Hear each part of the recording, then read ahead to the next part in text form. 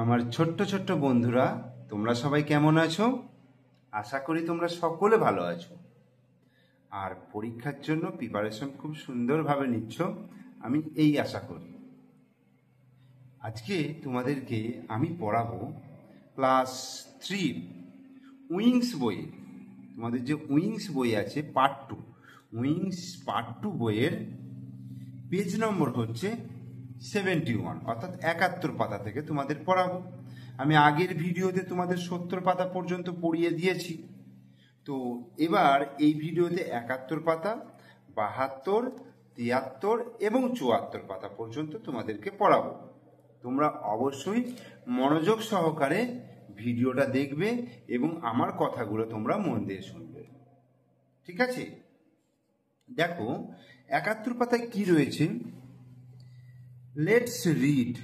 তো এটা পড়ার আগে আমরা একটা কথা বলি, একটা আমি বাক্য বলি। ধরো আমি ভাত খাই, আমি ভাত খাই আর আমি ভাত খেয়েছিলাম। দুটো কথার মধ্যে তফাৎ কি? দুটোই কিন্তু খাওয়া বোঝাচ্ছে, কিন্তু একটা কথা হচ্ছে আমি ভাত খাই, আমি এখন ভাত খাচ্ছি, মানে এখন ঘটছে, নাও এখন। আমি ভাত খাই, খাই খাওয়া কাজটা খাই এখন করছি। আর আমি ভাত খেয়েছিলাম, মানে খাওয়াটা খেয়েছিলাম হয়ে যাচ্ছে, মানে আগে খেয়েছিলাম, কাজটা আগে হয়ে যাচ্ছে, মানে দেন দেন মানে হচ্ছে আগে, অর্থাৎ আগে খেয়েছিলাম। তাহলে কি বোঝাচ্ছে? দুটো বাক্যের মধ্যে দুটোই কিন্তু খাওয়া বোঝাচ্ছে, কিন্তু একটা বোঝাচ্ছে এখন খাচ্ছি আর একটা হচ্ছে আগে খেয়েছি, এরকম। তো এই যে ক্রিয়াপদ, মানে খাওয়া, খাওয়াটা তো একটা ক্রিয়াপদ বাংলায়, আর ইংরেজিতে ভার্ব বলা হয়।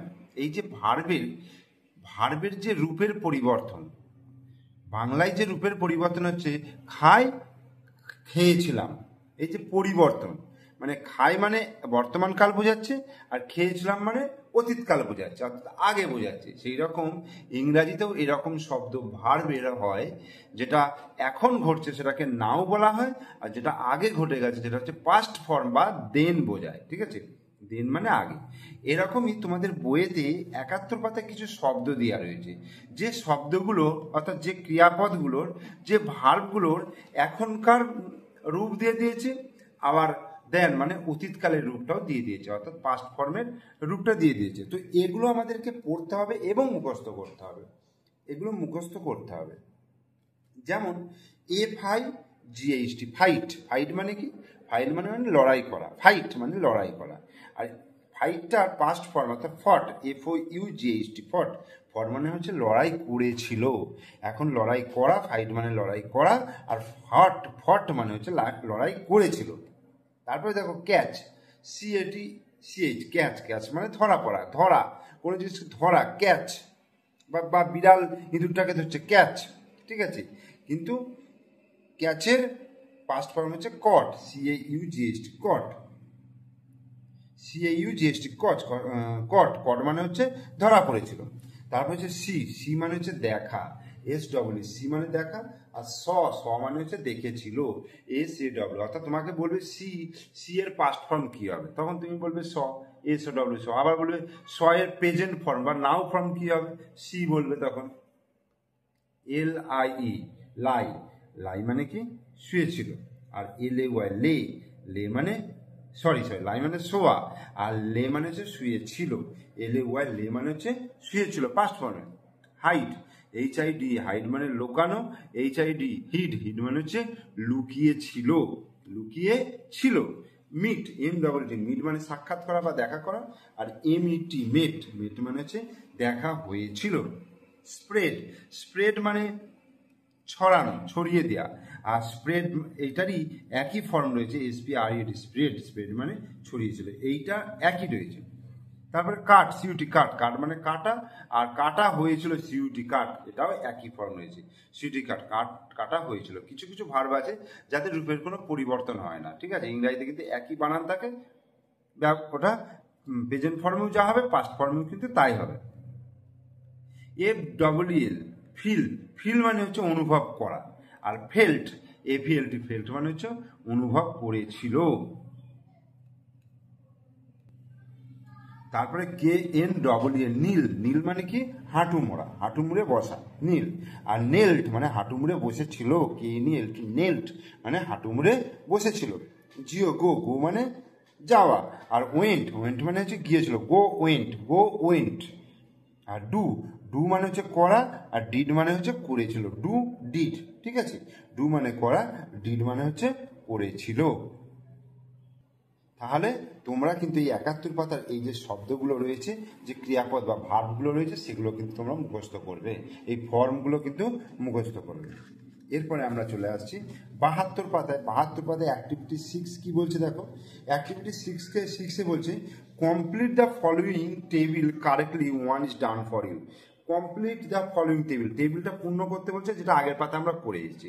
যেমন হাইড, হাইডের দেন ফর্ম কি হবে, হিট, HID, হিট, এটা আমরা আগের পাতায় মুখস্থ করেছি। MWT, meet.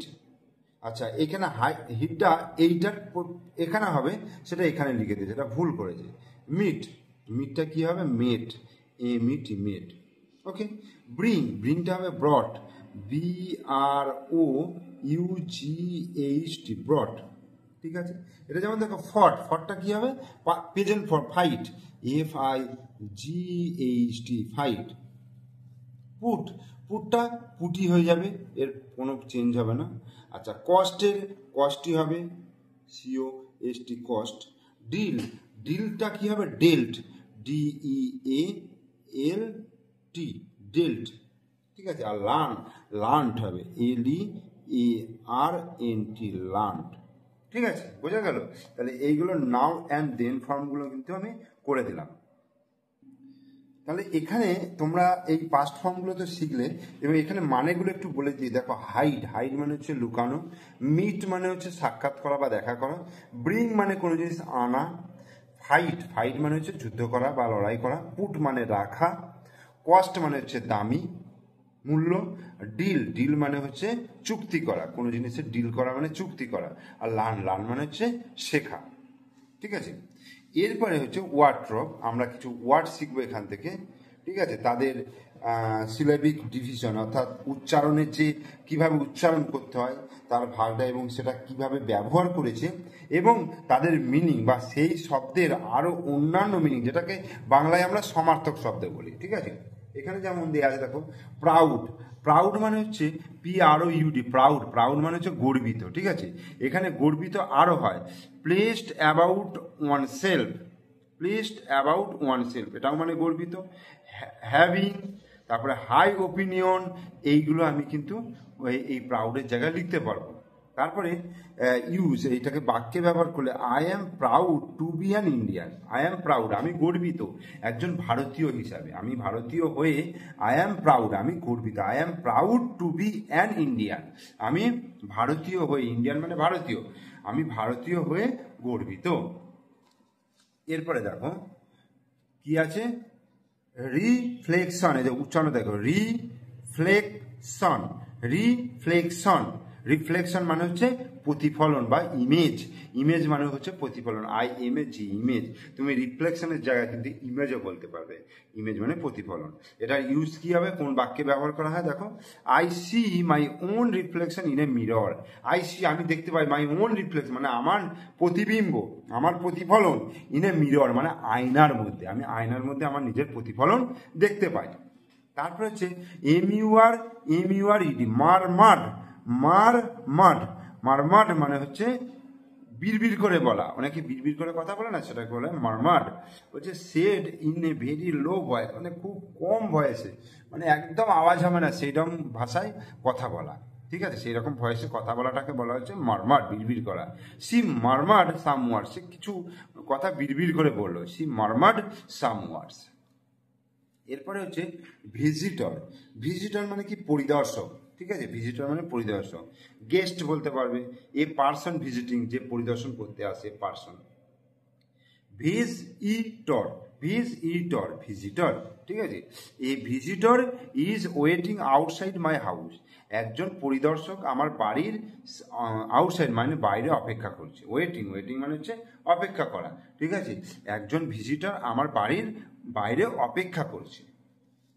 এরপর হচ্ছে মকড, MOCKED মকড, মকড মানে হচ্ছে মজা করা বা উপহাস করা।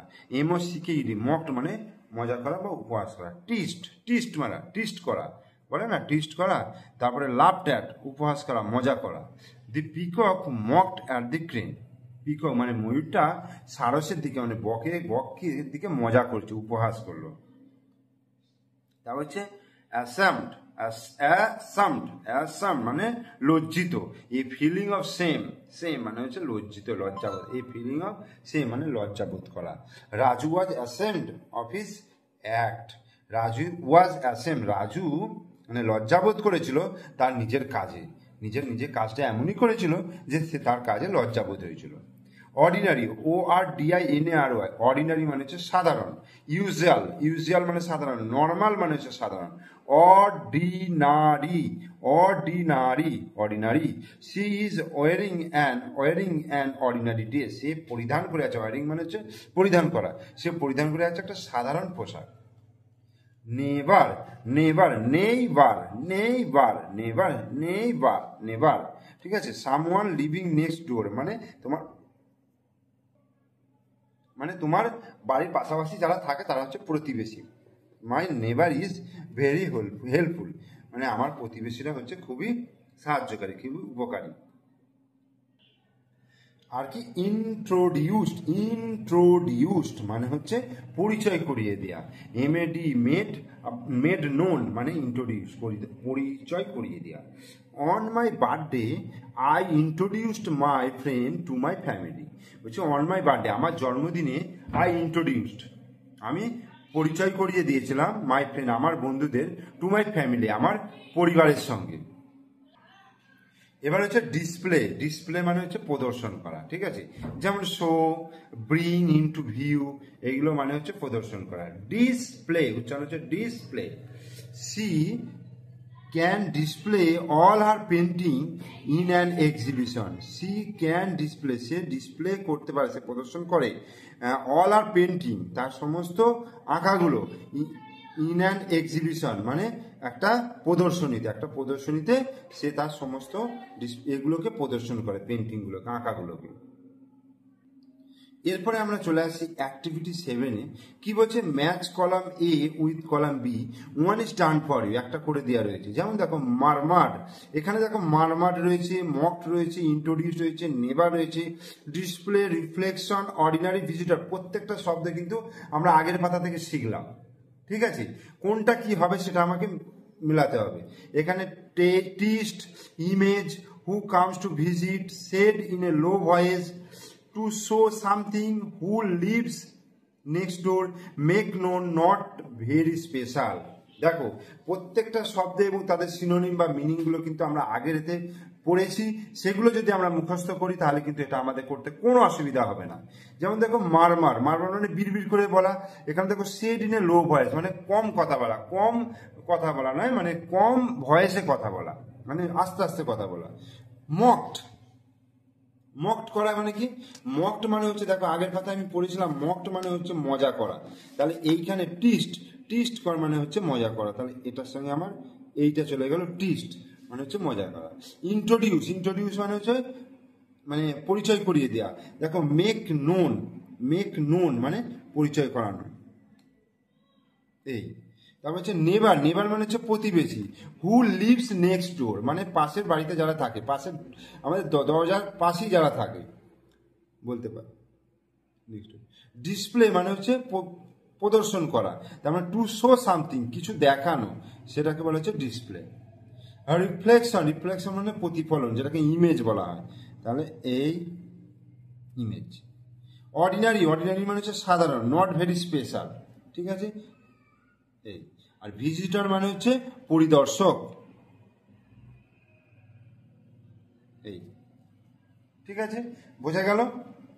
তাহলে আমি তোমাদের 71 পাতা থেকে 74 পাতা পর্যন্ত সব কটা অ্যাক্টিভিটি করিয়ে দিলাম, পরিষ্কার করে বুঝিয়ে দিলাম।